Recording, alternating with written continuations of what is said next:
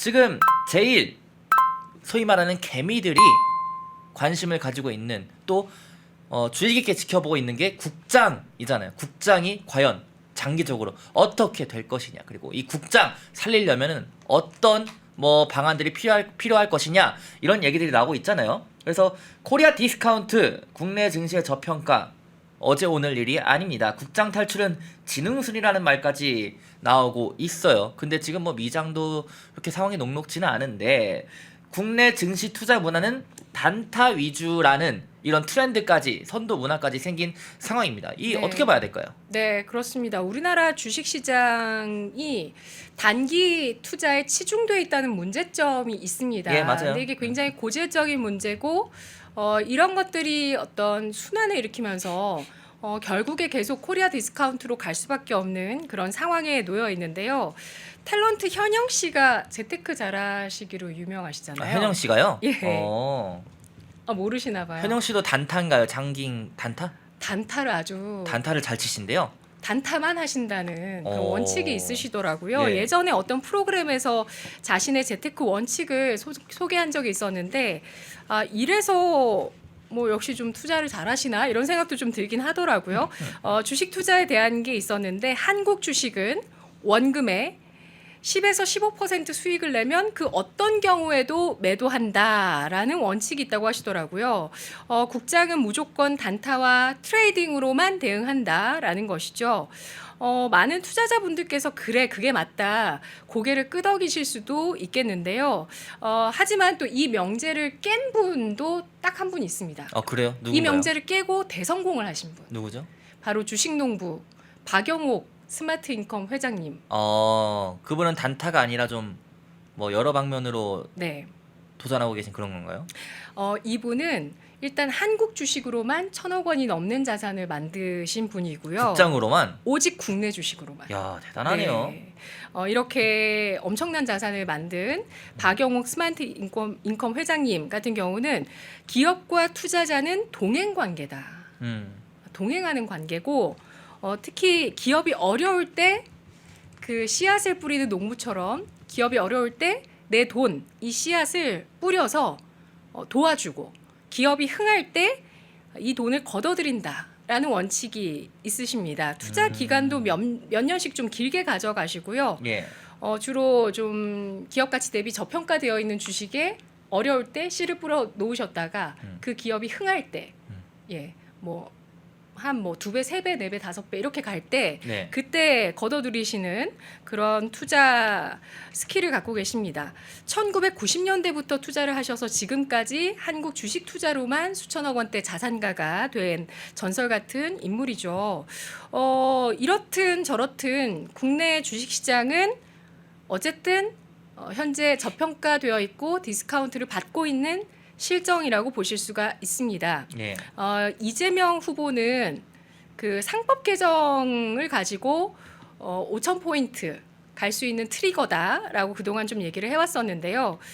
이것뿐만 아니라 또 이런 얘기를 합니다. 평화가 경제다. 전쟁 위협이 사라지면 주가지수 5,000포인트 꿈은 아니다라고 주장을 하고 있습니다. 그런데 꼭 그럴까요? 진짜 바꿔야 하는 것은 주식 투자를 해서 돈을 벌면, 혹은 기업을 만들어서 또 한평생 일궈서 재벌이 되면 그게 죄가 되는 것 같은 분위기가 없어져야 된다는 겁니다. 예. 이게 정말 굉장히 좀 근본적인 문제라고 보실 수가 있어요. 네. 이러한 시기심, 반목, 부자 혐오, 이런 것들을 정치인들이 더 유발시키고 있고요.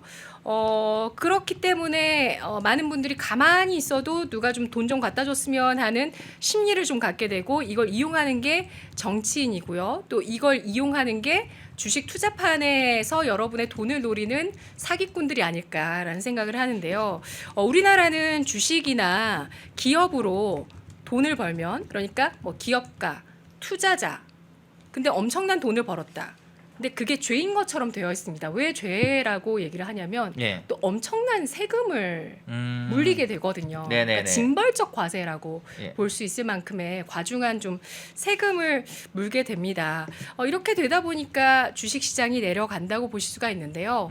그리고 기본적으로 한국 사람들이 좀 성격이 급한 편입니다. 그래서 주식을 투자해놓고 기다리는 걸 어려워하세요. 그게 사실 네. 뭐 저는 주식은 안 해봤지만 코인 할 때도 사실 기다리는 게 굉장히 좀 어렵거든요. 네. 그게 코인이 진짜 그 단타가 굉장히 극대화되어 있는 그쵸. 단타 장이잖아요. 전문이죠. 예. 예, 뭐 그걸 반대로 좀 장타로 투자하시는 분도 계시긴 하십니다. 맞아요. 안정적인 네. 코인 같은 경우는 장기적으로 하시는 분들도 있습니다. 네, 그렇습니다.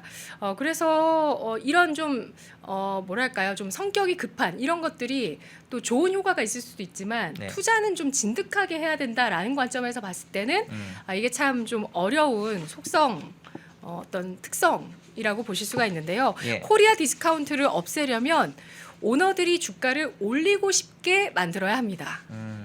그리고 주식이나 기업들이 돈을 벌면 그게 죄가 되는 분위기를 없애야 합니다. 이걸 한 번에 해결할 수 있는 게 바로 이것, 상속세 폐지입니다. 네, 코리아 디스카운트를 해소할 수 있는 근본적이고 직접적인 대책으로 상속세 완화 또는 폐지를 많이 그동안 좀 주장해오고 또 이걸 운동하고 계시는 분들도 굉장히 많으신데요. 실제로 경영자 총협회에서 벤처 스타트업 CEO들에게 설문조사를 한 결과 10명 중 9명이 상속세가 코리아 디스카운트를 심화시킨다라고 답변을 했습니다. 예. 대주주 같은 경우는 주가가 너무 올라가면 부담스럽습니다. 이 회사를 물려주게 되었을 때 팔 수도 없는 주식인데 상속세를 당장에 좀 많이 내야 되는 그런 상황이 되기 때문이죠. 예. 특히 이 할증세율이 있어서 대주주가 기업을 물려주게 되었을 때는 상속세 60%를 내야 되는 게 우리나라 상황입니다. OECD 국가 실제로는 최고 세율 수준이라고 보실 수가 있는데요. 주가가 오르면 당장 팔 수도 없는 기업 지분에 대한 상속세를 내야 해서 리스크가 커지게 되는 겁니다. 당연히 지배주주는 기업 상속을 위해서는 주가가 낮게 유지되는 것을 원하게 됩니다. 이는 지주회사 주가가 낮게 유지되고 또 가치가 높은 회사를 물적 분할해서 가치를 떨어뜨리는 일이 국내 증시에서 자주 발생하게 되는 원인으로도 꼽히고 있는데요. 일단 상속세를 완화시켜야 지배주주가 주가를 부양할 수 있는 의지가 생기게 되고 상속세 세제 개편 이후에 정부가 주가 부양에 대한 유인책을 제시하게 되면 주가 5,000포인트 갈 수 있겠습니다. 과도한 상속세는 주가 부진의 근본적인 원인이자 기업 승계 장애 요인이고요. 고율의 상속세로 득을 보는 것은 사모펀드밖에 없습니다. 근로자도 투자자도 기업인도 다 과도한 상속세로 결국에는 피해를 보게 됩니다. 뭐 주가가 하락해서도 그렇고요. 일자리가 줄어들어서도 그렇습니다. 상속세 때문에 기업들이 이 상속세 60% 내기보다는 이 기업을 팔아서 양도소득세 25%만 떼고 팔아야 되겠다라는 이런 생각들을 좀 많이 하게 되는데요. 예. 이러한 확실한 수요가 생기게 되니까 이런 기업들을 꿀꺽하게 되는 사모펀드만 이 상속세의 존재로 인해서 이득을 보게 되는 겁니다. 상속세를 완화하게 되면 기업 경쟁력도 더욱 강화되고 주식시장도 좋아지고 투자와 고용이 선순환을 하게 되면서 국가 경제도 좋아지게 됩니다. 그래야 고질적인 코리아 디스카운트도 해소가 되고 장기 투자 문화가 자연스럽게 뿌리내릴 수 있는 그 첫 단추가 끼워지게 되는 겁니다.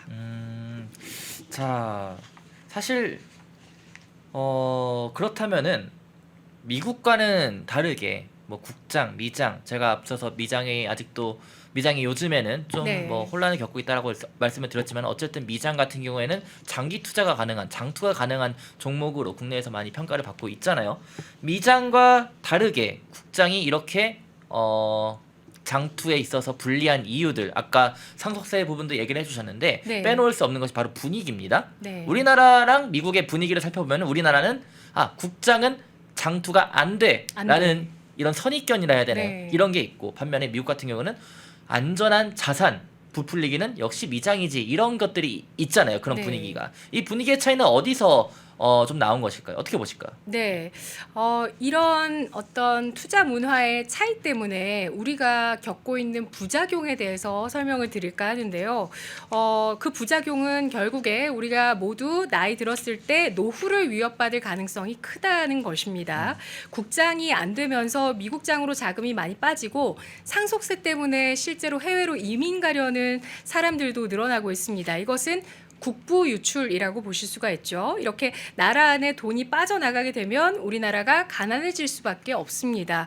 그럼 우리 노후가 위협을 받게 되고요. 인재도 해외로 빠져나가게 되고 악순환을 겪게 됩니다. 가뜩이나 저출산과 고령화로 인해서 국민연금 고갈 속도가 빨라지고 있죠. 보건복지부에 따르면 지난해 진행된 5차 국민연금 재정 계산 결과 기금 소진 시점이 2055년으로 추정이 됐는데요. 5년 전 결과 때보다는 2년, 또 10년 전 3차 결과 때보다는 5년 빨라진 건데요. 정치권에서는 국민연금 보험료율 인상, 지급 연령 조정 이런 것들로 방안을 강구를 하고 있지만 뾰족한 대책이 나오지 않고 있는 상황입니다. 그래서 주식시장을 반드시 살려야만 하는데요. 중장기 투자 문화를 안착시켜야만 합니다. 중장기 투자 문화가 안착된 미국과 우리나라의 가장 큰 차이점으로 꼽을 수 있는 게 바로 퇴직연금의 성적표라고 보실 수가 있습니다.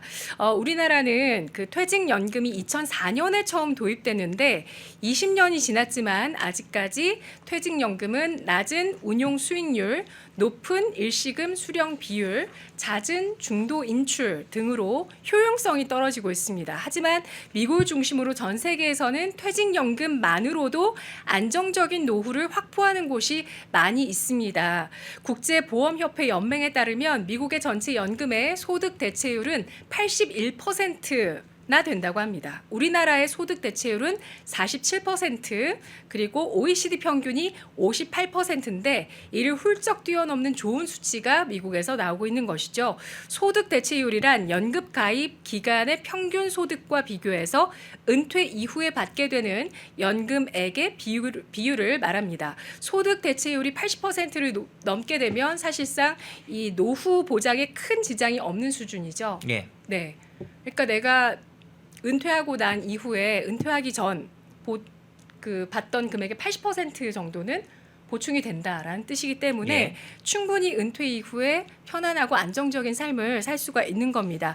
은퇴 전의 지출 규모에서 20%만 줄이게 되면 은퇴 후의 삶이 별반 큰 차이가 없는 겁니다. OECD는 안정적인 노후를 위해서 적정 소득 대체율을 65%에서 75%로 권고를 하고 있습니다. 미국의 연금 체계는 국민의 기본적인 노후 생활을 보장하는 공적연금인 사회보장연금과 퇴직연금 이렇게 두 가지가 있고요. 우리나라 같으면은 국민연금과 퇴직연금 이렇게 보실 수가 있는 거죠.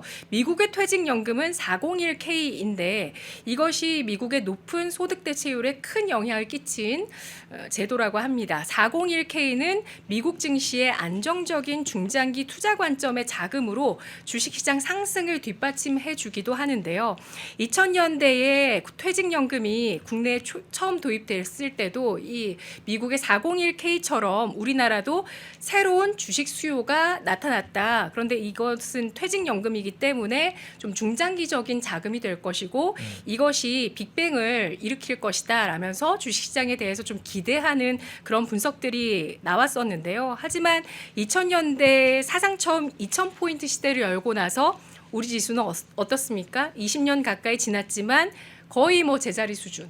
2500포인트니까 20년 동안 올라간 게 거의 없잖아요. 그렇죠. 거의 비슷한 수준이죠. 네, 근데 미국 같은 경우는 401k 제도가 등장을 하게 되면서 미국 주식시장의 네 자릿수 시대를 열게 됐다. 그것이 바로 401k의 등장이다. 이런 얘기가 있거든요. 그만큼 중장기적인 안정적인 투자 자금으로서 역할을 하고 있다는 것이고요. 우리는 아직 그렇지 못합니다. 국내 주식의 중장기 투자 문화가 좀 만들어져야 이런 퇴직연금 도입 효과도 주식시장에 작용을 하게 되는 것이고요. 이러한 원인에 대해서 좀 철저한 분석과 대책이 필요합니다. 우선 저는 무조건 첫 단추가 상속세부터 출발해야 된다라고 보고 있습니다. 예, 자, 그리고 이제 좀 마지막으로 저출산 고령화 문제도 사실 사회적으로 우리나라에서는 몇십 년 동안 계속 지적되던 그런 문제입니다. 네. 말씀을 해 주셨듯이 국부는 유출되고 있는데 이 흐름을 뒤바꿀 수 있는 방법은 어떤 게 있을까요? 네, 코리아 디스카운트로 인해서 해외 투자가 늘어나게 되고 또 상속세를 피하는 이민 수요 그뿐만이 아니라 기업 투자 역시도 강성 노조나 실타래 같이 얽혀 있는 각종 규제 또 높은 인건비 등으로 인해서 해외로 향하고 있습니다. 국내 기업들의 해외 생산 기지 구축이 가속화되면서 역시 국부 유출이 우려가 되고 있는 상황인데요. 이 흐름을 뒤바꾸려면 간단하다고 봅니다. 국내 주식 시장에 자금이 몰리면 됩니다. 네. 그냥 무조건 국내 주식 시장에 일단 자금이 몰리고 예. 중장기 투자 문화가 잘 안착이 되면 됩니다. 이것만 되면은 다른 거는 다 해결될 수가 있는데요. 그래서 K 증시를 위한 우선적인 정책과 체계적인 접근, 관심이 필요하겠습니다. 저는 윤석열 대통령께서 그걸 해내려고 하신다는 인상을 좀 많이 받았었는데요. 지난해 연초 현직 대통령 사상 최초로 거래소 개장식에 찾아 연설하신 내용에서 그런 의지를 좀 읽을 수 있었기 때문입니다. 상속세, 금투세 등 불필요한 세금을 걷어내고 기업가와 근로자가 상생하는 기회의 사다리로 잘 작동하기 위해서는 주식시장 제도를 잘 개선해야 된다라고 말씀하셨죠. 오늘은 여기에다가 배당 이야기 좀 더 해보겠습니다. 예전에 그 자동 부자 습관이라는 책을 제가 읽은 적이 있었는데요. 잠깐 좀 소개해드려 볼까요? 예, 예. 네, 이 책의 저자 데이비드 바크가 밝히는 부자가 되는 철학을 소개를 해드리면 돈을 많이 벌지 않아도 된다. 첫 번째입니다. 부자가 될 수 있어요. 예. 두 번째, 특별한 훈련도 필요가 없다. 세 번째, 사장이 아니어도 된다. 직장인도 얼마든지 부자가 될 수 있다. 네 번째, 하루 커피값 한 잔을 미래를 위해서 투자하라. 다섯 번째, 자동 시스템을 잘 갖추면 실패하지 않을 것이다. 입니다. 그러니까 돈 관리만 제대로 해도 보통의 지금 수입만으로도 충분히 우리가 노년에 부자가 될 수 있다. 라는 논리인데요. 평범한 원리 원칙과 꾸준함이 얼마나 큰 힘을 발휘하는가를 이 책에서 수치를 통해서 확인합니다. 결국에 누구나 은퇴를 할 때 백만장자, 그러니까 13억에서 14억 원대 부자가 될 수 있습니다. 연수익률 10% 이게 중요한데요. 이게 지난 50년간 평균 주가 상승률, 그러니까 이제 미국 책이니까 미국 기준일 거예요. 예. 50년간 평균 주가 상승률이 연 10%인데 이걸 기준으로 삼아서 매일 5,000원씩 1년이면 200만 원이 일단 원금이 됩니다. 그런데 23살부터 55살까지 연 10% 수익률을 잡으면 약 9억 5천만 원이 적립이 가능합니다. 그리고 40년 후에 63살이 되면 12억 원이 되는 겁니다. 하루에 10,000원씩 하면은 한 달에 30만 원이고요. 네. 연수익률 10% 꾸준히 내면 40년 지나면 19억 원이 됩니다. 네. 꾸준하게 연 10% 수익률에 이제 재투자를 해 나갔을 때 네. 이렇게 된다라는 건데요. 우리나라 주식시장 내에서도 배당 성장주가 있습니다. 언제든 위기가 오면 이게 기회가 되는 건 또 뭐냐면 배당 수익률이 일시적으로 높아져요. 네. 주가가 낮아지니까. 그렇죠. 예. 그래서 배당 수익률이 지금도 사실 뭐 한 10% 가까이 되는 종목도 있긴 있거든요. 예. 근데 위기가 오면 배당 수익률이 일시적으로 뭐 한 20%까지도 나올 수가 있어요. 네, 그렇게 됐을 때 1억 원을 넣으면 어떻게 될까요? 연간 배당금을 2천만 그렇죠. 원 받을 수가 예. 있죠. 예. 그렇게 되죠. 그러면은 뭐 결국에는 예. 네. 얘기하시죠. 별로 관심이 없으신가 봐요. 1억 원 넣으면 2천만 원 들어온다니까요. 사실 뭐 네. 지금 저는 적금 넣고 있는 건 있지만은 네. 1억이라는 금액 자체가 사실 현실적으로 이렇게 크게 맞아요. 예, 막 와닿는 맞아요. 부분은 아니고 예. 네, 5천만 원도 가능합니다. 네, 5천만 원이면 예. 1,000만 원이 되겠죠. 네. 20%면. 근데 1억 원 모으는 게 가장 중요하다고 하는데 그런 부분도 제가 이 시간을 통해서 기회 될 때 이슈와 함께 좀 버무려서 말씀 좀 드려보도록 할게요. 예. 근데 우리 배당 성장주에 배당금을 재투자하면서 노년까지 투자하는 방법을 쓰면 결국에 우리도 노후에 부자는 가능합니다. 국장도 충분히 가능합니다. 다만 문제는 이 배당 소득이 1년에 2천만 원이 넘어갔을 때 금융소득 종합과세 대상이 됩니다. 이렇게 됐을 때는 지방세 포함해서 최고 수익률이 또 49.5%. 여기에 또 건보료까지 부담이 커집니다. 건보료를 갑자기 좀 많이 내야 돼요. 그렇죠. 그럼 2천만 원 넘기기가 싫은 거잖아요.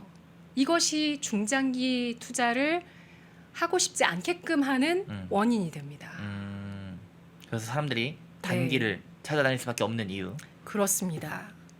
그래서 결국에 이 열심히 배당주를 모아 나가서 배당금으로 현금 흐름을 내가 만들어서 노후에 그걸로 먹고 살겠다 이렇게 계획을 잡으신 분들이 배당주를 많이 모아요. 그래서 2천만 원을 넘어가게 돼요. 네네. 예를 들어서 예. 5천만 원도 받을 수도 있고 연간, 네, 네. 그렇죠? 1억 원까지 받는 분도 봤어요. 그러니까 한 달에 1,000만 원까지 목표해서 그걸 실행하신 분도 제가 본 적이 있거든요. 예. 제가 직접 인터뷰를 한 적도 있고 그분 책도 나와 있는데, 근데 그렇게 돼도 이게 건보료라든지 또 이런 세금, 배당 소득세, 그리고 금융종합과세 이런 것들이 좀 부담이 돼서 결국에 은퇴 후에는 아무래도 좀 이런 현금 흐름이 자유롭지가 못하잖아요. 현금 흐름이 막히게 돼서 결국에 주식을 팔아서 소형 아파트를 사게 됐다라는 이런 기사들이 나오더라고요. 따라서 이런 허들을 좀 없애주면서 부동산보다도 주식시장이 좀 더 메리트가 생길 수 있는 중장기 투자 유인책이 지금 절실히 필요한 상황이고요. 이런 방법을 만들어내서 국가적으로 중장기 투자 문화를 만들어 나가는 것을 지금부터 해야 됩니다. 국장에 대한 믿음을 심어줘야 되고요. 주식시장에 돈이 몰리게끔 한다면 우리 경제는 더욱더 강력하게 선순환을 할 수 있는 배경이 될 수 있는데요.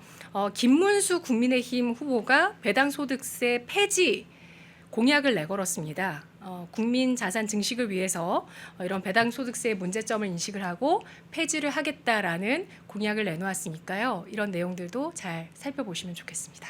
예, 감사합니다. 자, 오늘만 제가 앞서 말씀드렸지만은 이번 주만 그 박순혁 작가의 개몽대수다가 오늘 월요일이 아닌 내일 화요일 오후 2시에 방송될 예정이니까요. 시청에 참고하시고 다음 주부터는 다시 매주 월요일 오후 2시에 박순혁 작가의 개몽대수다, 매주 화요일 오후 2시에 권미란 앵커의 정치, 경제, 미슐랭 방송 예정이니까 이번 주만 시청하시는데 참고 부탁드리도록 하겠습니다. 자, 저희가 또 더 많은 얘기들을 나눠보고 싶지만은 뒤에 방송이 또 예약이 되어 있어서요. 오늘 방송은 저희가 여기서 모두 마무리하도록 하겠습니다. 시청해주셔서 감사합니다. 고맙습니다.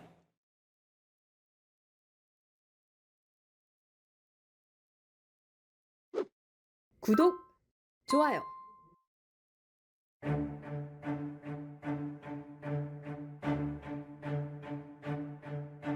윤석열 박근혜 대통령 탄핵의 근원을 추적한 역작 반일 종족의 역사 내란. 우익 정권 탄핵 사태의 핵심은 좌익들의 역사 날조입니다.